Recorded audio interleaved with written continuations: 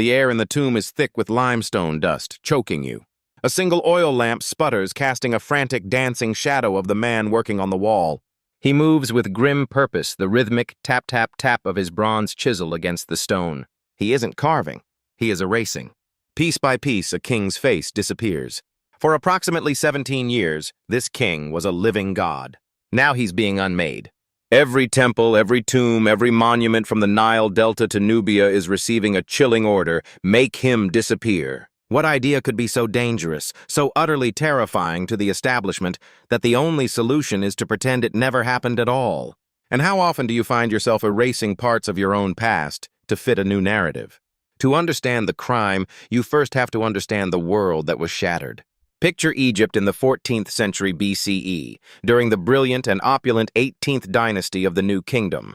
This isn't the ancient pyramid-building Egypt you might imagine. This is an empire at its absolute zenith. Thebes is the grandest city on the planet, a sprawling metropolis of gilded temples and bustling avenues, the air smelling of incense from the great temple of Karnak, and the sweat of 1,000 nations who pay tribute to its king. The power structure is ancient and absolute, resting on two unshakable pillars: the Pharaoh, who is the divine son of the sun god Ra, and the priesthood of the state god, Amun-Ra, whose authority and wealth are second only to the throne itself. For centuries, this symbiotic relationship has guaranteed stability and unimaginable prosperity. The gods are many, their rituals are complex, and their priests are the gatekeepers to the afterlife. A promise that keeps the entire social order in place. You are born into this world, you worship these gods, you fear the Pharaoh, and you pay the priests. It is the only reality anyone has ever known. Into this world of unassailable tradition comes a pharaoh named Amenhotep III, a ruler of unprecedented magnificence who presided over a golden age of art and architecture. His son and heir is a young prince, also named Amenhotep. This prince grows up in the shadow of the colossal temples of Thebes, watching the priests of Amun amass fortunes in land, gold, and political influence that rival his own father's. He sees a system that is becoming corrupt, a faith that has become more about earthly power than divine truth. And when his father dies and he ascends to the throne as Amenhotep IV, he decides that this entire 1,000-year-old system must not be reformed. It must be burned to the ground.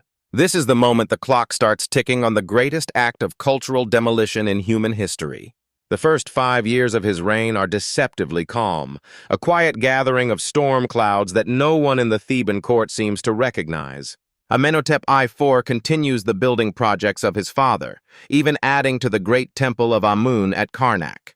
But if you had been a priest there, walking the cool, shadowed halls, you would have noticed something deeply unsettling. The new reliefs the king commissions depict him in a strange, new art style.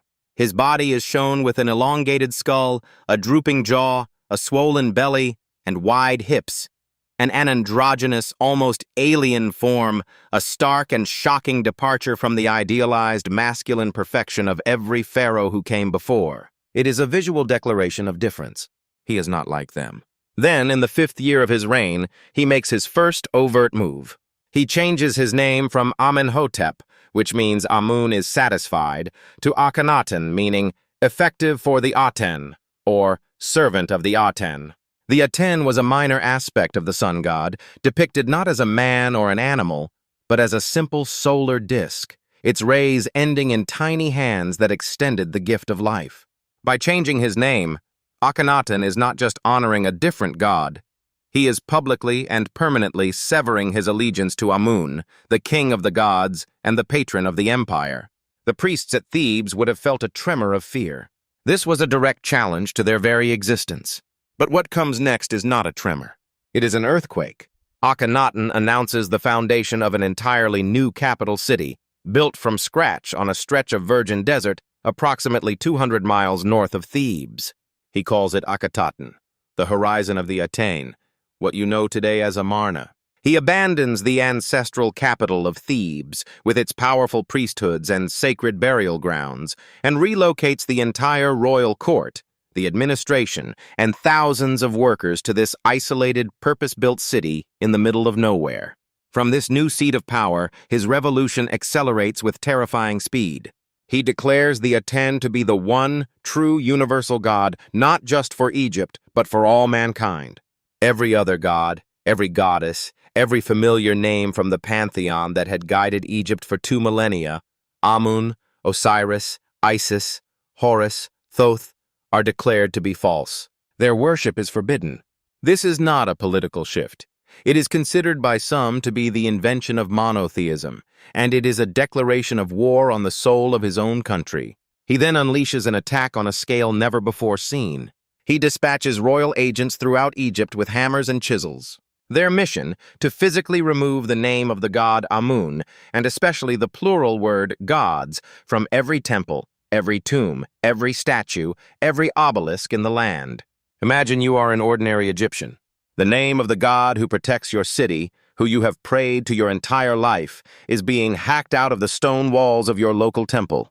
The divine images that guaranteed your passage to the afterlife are being systematically defaced by order of the king himself. The psychological terror would have been immense.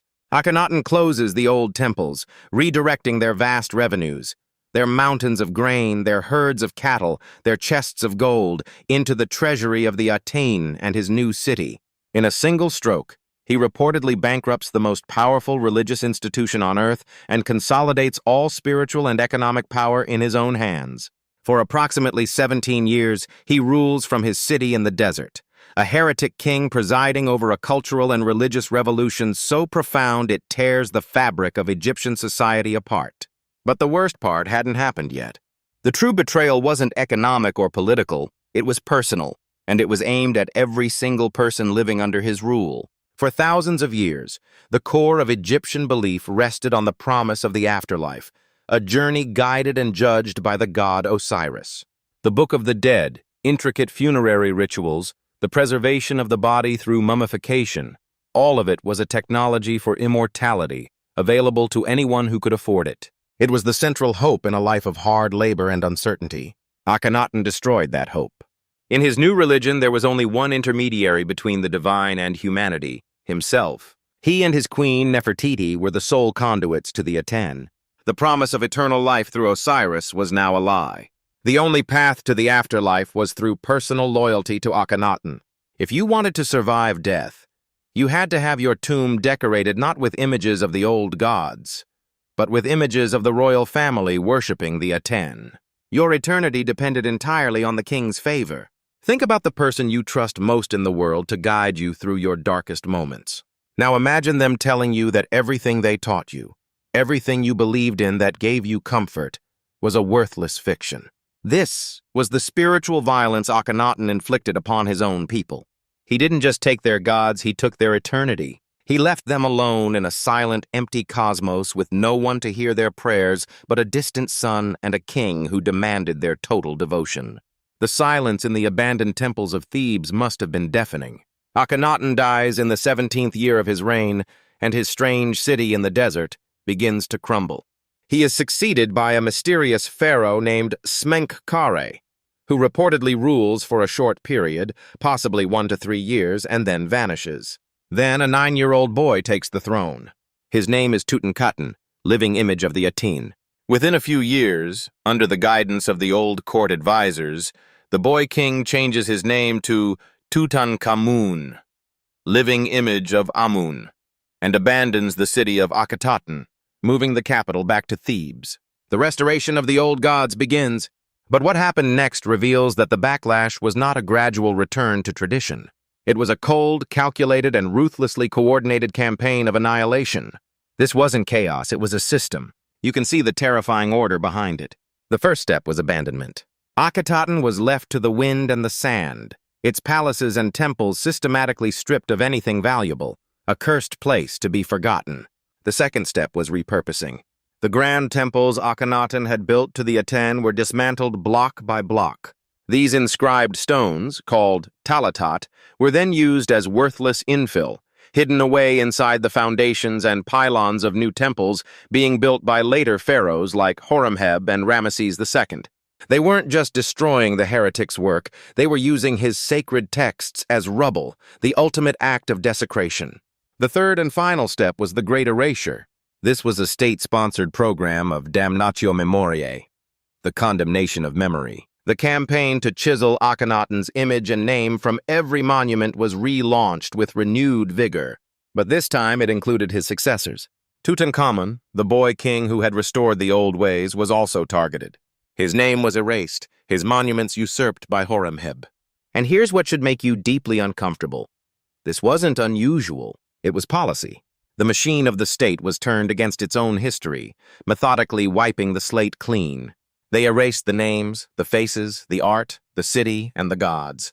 But none of that prepared anyone for the specific, shocking truth they found in the official king lists.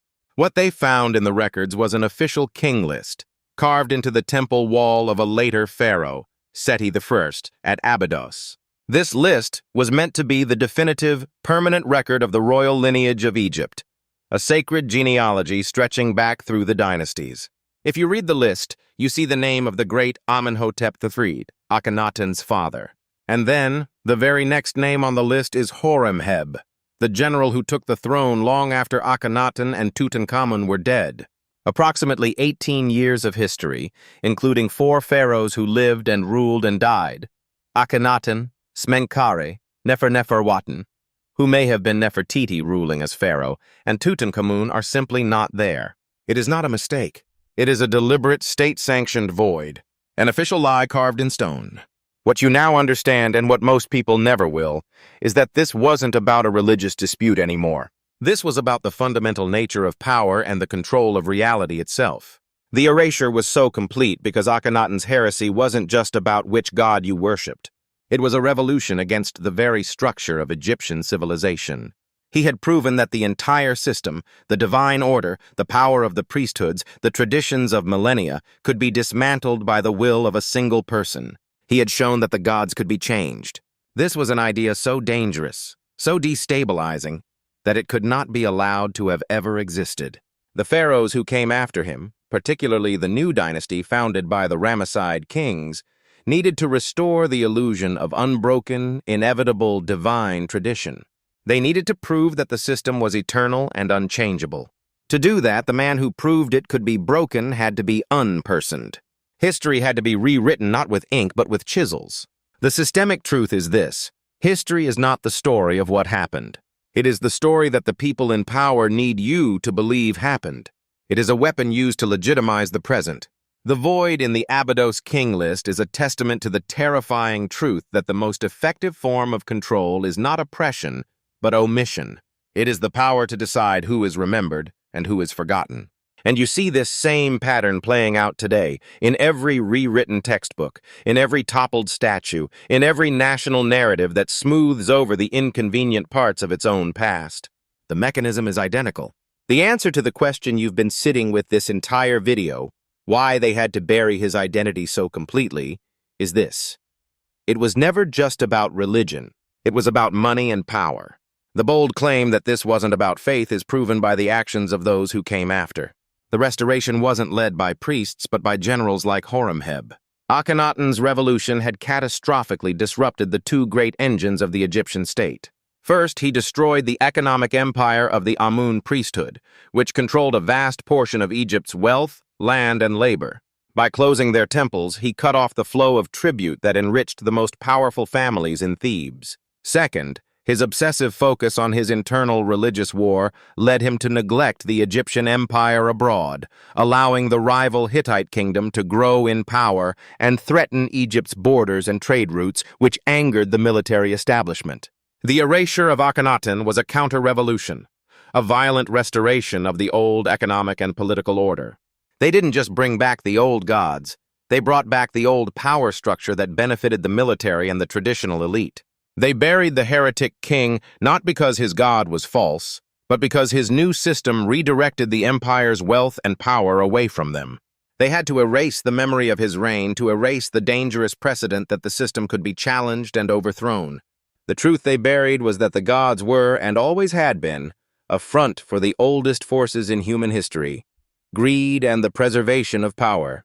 The man with the chisel finally lowers his arm, the tap-tap-tap fading into silence. On the floor of the tomb lies a small pile of painted dust that was once the face of a king.